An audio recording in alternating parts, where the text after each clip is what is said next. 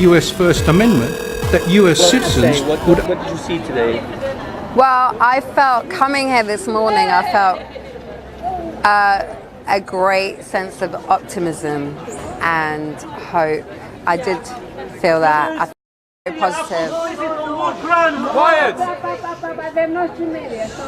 And I do think that the case, if you zoom out and if you look at the time it's happening and, you know, everything that's involved in the world and what's going on today, I feel like there is hope, you know, and just looking at, first of all, I got my American visa, which is a really good sign. So, you know, coming here without my passport because it's actually at the embassy, and it's like, you know, I feel like everyone has suffered enough, like Julian suffered enough, the people have suffered enough, and if you look at the war crimes or think about the war crimes, the victims have suffered enough and Americans have suffered enough, and right now we're at a time where the problems are just different, and even if you take into account, you know, what this case is about, and the concept of what intelligence and the intelligence systems that have been set up in the world, even those things are changing, you know. And just having witnessed the court case on YouTube with the heads of every sort of cyber, you know, technological leaders, from Mark Zuckerberg or Tim Cook at Apple or Mr. Amazon, and then hearing this case within a month's space, and the detailed it's scrutinized at, and every sort of combing of every random tweet that was ever made, you know, and using Wayback Machines to go into every single detail in the scope that it's combed through, compared to how, you know, having Silicon Valley hearing and how not much was really discussed in detail.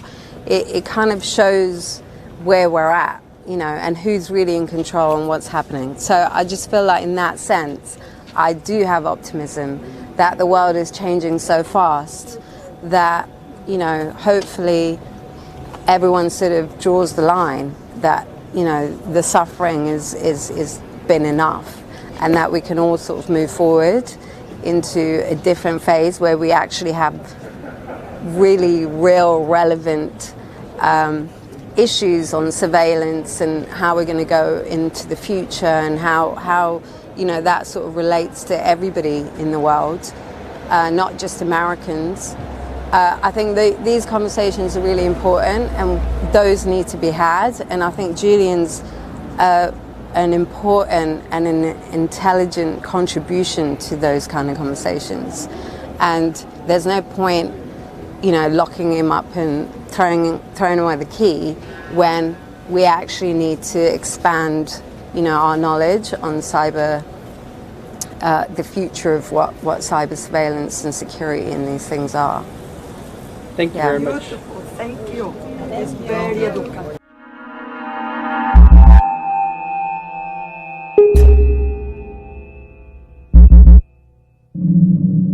This is Radio Free Assange. I'm quite proud of that. That's we have built a really grand project. In some ways, a grand dream to create a rebel library of Alexandria.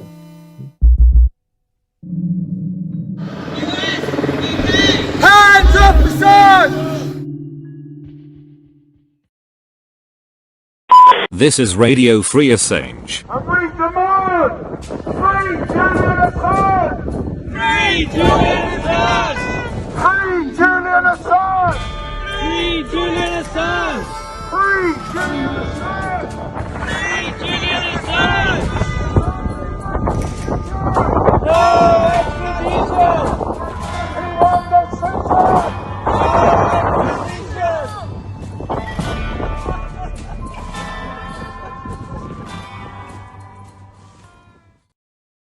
This is Radio Free Assange. Free Julian Assange! No extradition! This is Radio Free Assange. Journalism is not a crime. Free Julian Assange. No extradition! You are listening to Radio. But yeah, hopefully, like there's change on both sides and it sort of balances out. I'm sure we're going to win. Yeah. Looking at this. Well, I asked a cabbie for a mask today to go into court, and I didn't have one, and it said winner.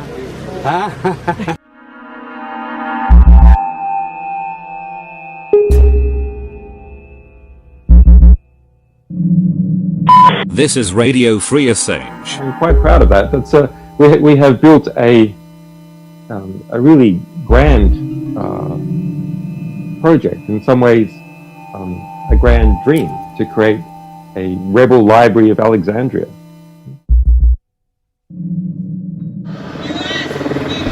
Hands up, Assange! This is Radio Free Assange. And we demand free Julian Assange! Free Julian Assange! Free Julian Assange! Free Julian Assange! Free Julian Assange! Free Julian Assange! No extradition! He wants extradition!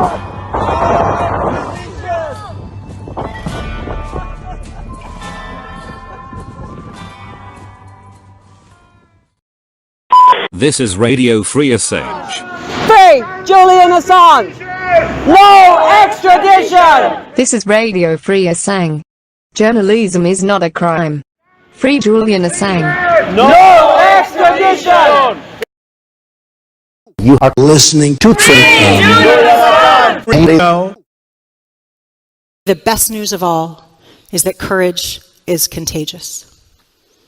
We have this myth sometimes, this myth that the future is something that is fixed, static, out there, waiting to happen to us. But the future doesn't happen to us. It's not fixed. It's not out there. The future is created by us, by the aggregation of the millions of choices each of us makes every day. And so I want to leave you with two questions. Number one, what is the future that we want to create? And number two, do we have the courage to create it? You are listening to Radio Free Assange. Journalism is no crime. Jail the war criminals. Free Julian Assange.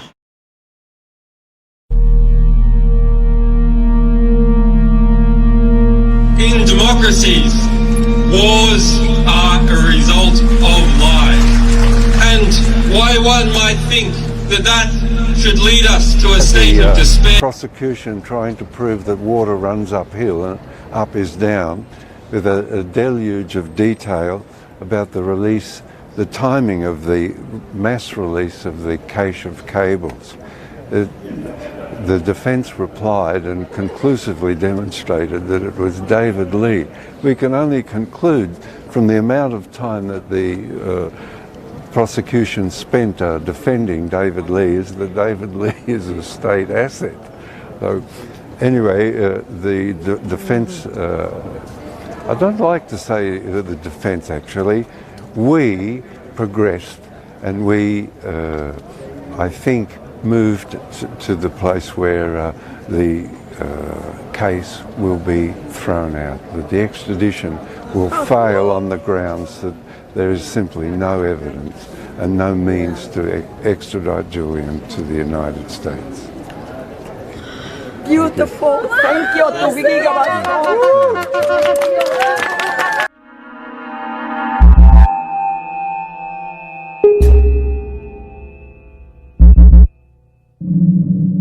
This is Radio Free Assange. I'm quite proud of that.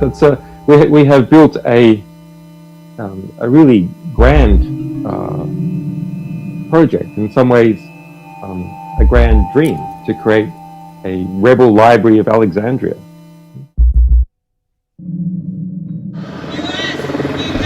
Hands up, Assange!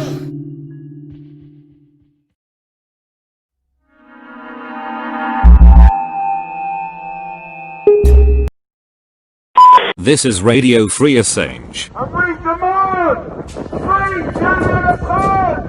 Free Free Julian Assange! Free Julian Assange! Free Julian Assange! Free Julian Assange! No extradition! Anyone that's censored!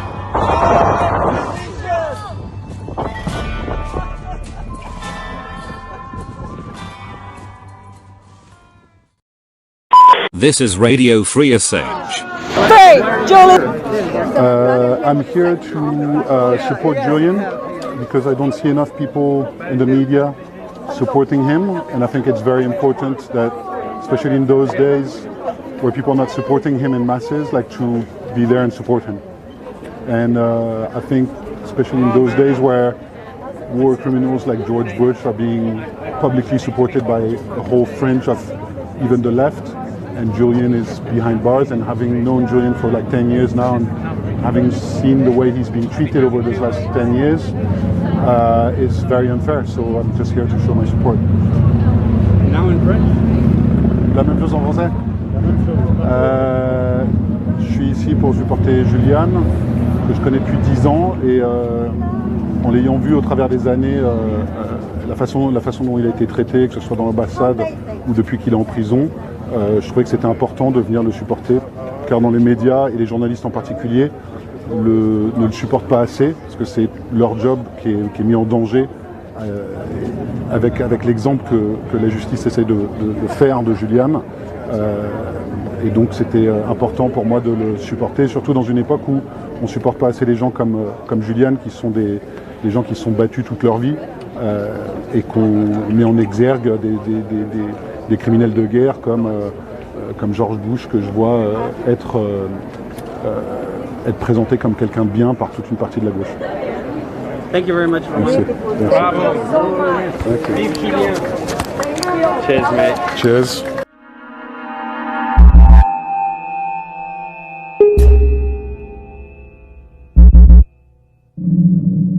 This is Radio Free Assange. I'm quite proud of that. That's we have built a really grand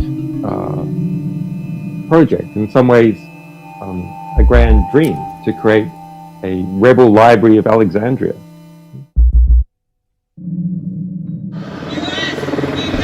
Hands up, Assange! This is Radio Free Assange. And we demand free Julian Assange! Free Julian Assange! When we were ready, Hussein? Wonderful man. Okay, Mr. Rossman, what happened in court this morning?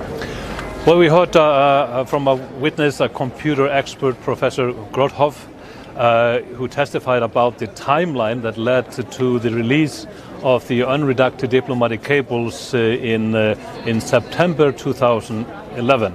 It's very important to establish that because how that came about, because at the core of the entire argument here is that WikiLeaks behaved irresponsibly, and that the unredacted cable contained names of people that could be harmed, etc. So establishing what really happened before September 2011 is important. And Professor Grothoff was investigated the timeline, what led to that, and came to the conclusion that actually the individuals responsible for that happening were the Guardian journalists Luke Harding and David Lee, who published a passphrase to a very strongly encrypted document with the cables. That happened in February 2011, 6 months before WikiLeaks published. It was known, this irresponsible behavior by the Guardian journalists, which is inexcusable. And actually, even if people read this book, it tells the story of how Julian was so reluctant to give them the password and the documents that he even gave the Guardian journalist only part of the password, but whispered the part that was missing in his ear, because so it was never written down. And then go and actually publish it in a book is totally irresponsible. And that led to a chain of events that at the end of August it was known that the information was out there, the cat was out of the bag. And actually, WikiLeaks was not the first entity to publish these documents. At the end of August, beginning of September 2011, there were at least 2 other entities. A website, American-based, called Cryptum, and another website who actually published these cables. So what WikiLeaks did after that had materialized was basically to republish those already published documents. So this basically sweeps from the rug from under the feet of the prosecutor, who are trying to establish that there was a total irresponsibility on the behalf of WikiLeaks. So this is a very important element in the defense to establish this. There has been a lot of talk also about those who are supposedly put in harm's way. And it's mentioned that those are names who have in brackets a label called strictly protect. And the prosecution is trying to establish that this means that these are individuals that could basically be killed if their names are exposed. That is absolute rubbish. This is not even an official classification. And if you actually just go online and look through these documents, strictly protect means the Americans have an interest in not revealing who their sources are. We are talking about here even MPs in Western countries, Labour Party, and individuals in Sweden, in the UK, in Australia, in my home country Iceland, in many countries where individuals were giving information to American embassy staff. That's important to keep in mind as well. Often it was newsworthy that people possibly working for their own government were passing information to the Americans. There's a different word for those individuals, but it's newsworthy to point out that some people were playing that game. And the prosecution, I mean, has tried to say that the people have been put in danger, but they haven't been able to prove a single name. Is that correct? Not a single incident has emerged and been pointed out. And mind you, it's 10 years. Not a single individual has been physically harmed or his life put in physical danger as we know it. And that has not been established in this court, never before anywhere. No harm. And weigh that fact, undisputable fact, against all the harm that has been exposed by the WikiLeaks document. Weigh that together. And if you do that, the entire arguments by the prosecution here just falls flat on its face. Thank you, Kristen. Thank you.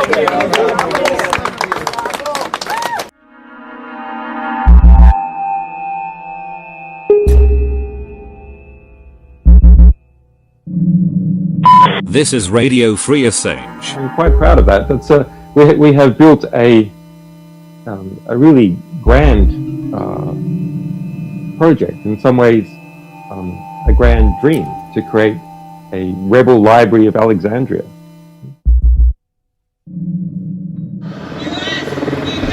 Hands up, Assange! This is Radio Free Assange. We demand free Julian Assange! Free Julian Assange! Free Julian Assange! Free Julian Assange! Free Julian Assange! Free Julian Assange! No extradition! Beyond the censor!